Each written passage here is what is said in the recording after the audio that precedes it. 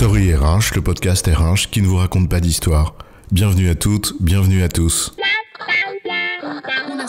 History is made of stories. Dans cet épisode, nous allons parler de confiance organisationnelle et ce qui peut la favoriser, particulièrement en période que l'on estime incertaine. Le monde est incertain, ça c'est sûr, mais franchement, t'as confiance toi dans ton entreprise pour y répondre ? Les institutions, ta boîte, tout ça, de toute façon ils sont tous pourris, ils mentent. Hop. Tu vas nous dire aussi qu'il y a un grand complot avec je ne sais quel docteur m'abuse qui tirerait discrètement les ficelles invisibles ? Bon allez, on se calme. Néanmoins, la confiance organisationnelle en entreprise, c'est effectivement essentiel. Et les uns et les autres nous disent qu'elle serait en baisse. C'est donc une occasion de s'interroger sur ce qui peut la favoriser. Alors, pas de confiance sans constance du respect, c'est quoi l'histoire ? La confiance organisationnelle, c'est la confiance que tu portes en l'institution entreprise. Cela peut certainement revêtir de nombreuses formes. En effet, c'est une résultante aussi complexe que fragile d'une infinité de facteurs. On va pas en faire ici ni Stella Prévert, ni se lancer dans une revue de littérature. Car au fond, notre conviction, c'est que globalement, elle se nourrit de deux grandes dimensions. Deux dimensions qui en constituent en effet des piliers essentiels. La première dimension de la confiance organisationnelle, elle prend source dans la justesse des analyses que font et que communiquent les décideurs des situations auxquelles l'entreprise est confrontée. En gros, c'est le caractère plus ou moins vrai et sincère de leur lecture de ce qui légitime à la fois les orientations stratégiques qu'ils prennent et donc leur traduction opérationnelle qui impacte le quotidien de celles et ceux qui travaillent.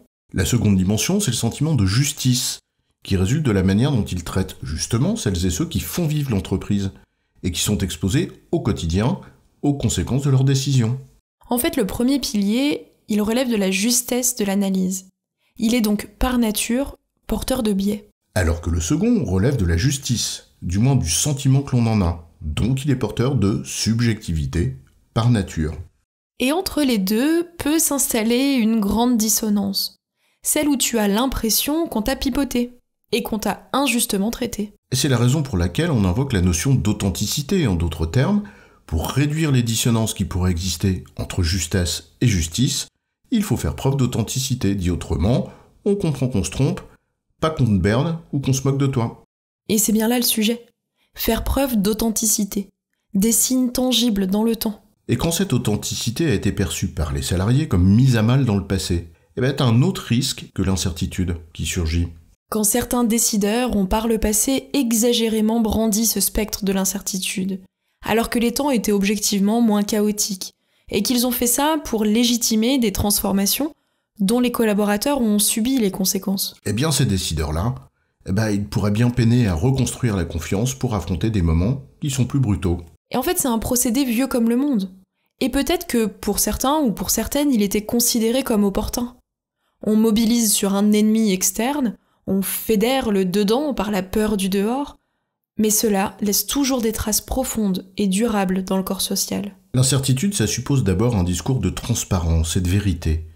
C'est pas une question de sincérité, mais bien de pédagogie des faits. Les plus objectifs qui soient, même si l'on sait que les faits mentent toujours. À l'inverse, au mieux, quand tu es dans le déni de réel et que les collaborateurs qui sont tout sauf bêtes s'en rendent compte, ça inspire juste l'incompétence. C'est pas super propice à nourrir une confiance organisationnelle. Et au pire, les gens ont l'impression que ça te fait balader et tu te doutes bien que le sentiment de manipulation, ça nourrit la défiance, pas la confiance. Ouais, mais pourtant ça arrive de commettre des erreurs de jugement, de se tromper en toute bonne foi. Bien sûr, et si c'est en toute bonne foi, les salariés peuvent parfaitement l'entendre et le comprendre. Tout dépend donc de savoir comment ils apprécient et estiment ta bonne foi. À partir de quoi ? Et c'est peut-être une affaire de track record. Hein ? Tu peux pas parler français, non ? De track record ? De preuves, quoi, laissées dans le temps. Qu'as-tu déjà démontré en la matière ? Une affaire de constance, donc. Oui, seule la constance de l'honnêteté permet de construire une confiance organisationnelle durable. Mais c'est quoi au juste ? Comment ça se construit ? En fait, ça prend deux formes. Et c'est beaucoup plus facile de les afficher que d'en témoigner, concrètement, dans la durée. D'une part, le respect de l'intérêt du bien commun, en l'occurrence que les décisions que tu as prises en réponse à ton analyse de la situation aient constamment témoigné du fait que tu faisais de ton mieux pour aller dans le sens de l'intérêt du bien commun.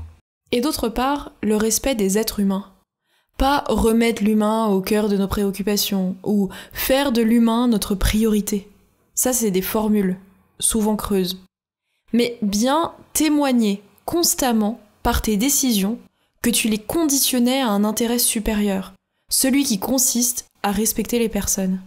Le premier, le respect du bien commun, c'est un gage de justesse. Et le second, le respect des personnes, eh bien c'est un gage de justice. En résumé, incertitude ou pas, la confiance organisationnelle se construit dans la durée, en témoignant de son respect constant de l'intérêt du bien commun et du respect des personnes, qui nourrissent un sentiment de justesse et de justice chez celles et ceux qui peuvent en vivre les conséquences. J'ai bon, chef ? Oui, tu as bon, mais on va pas en faire toute une histoire. Story RH, le podcast RH qui ne vous raconte pas d'histoire.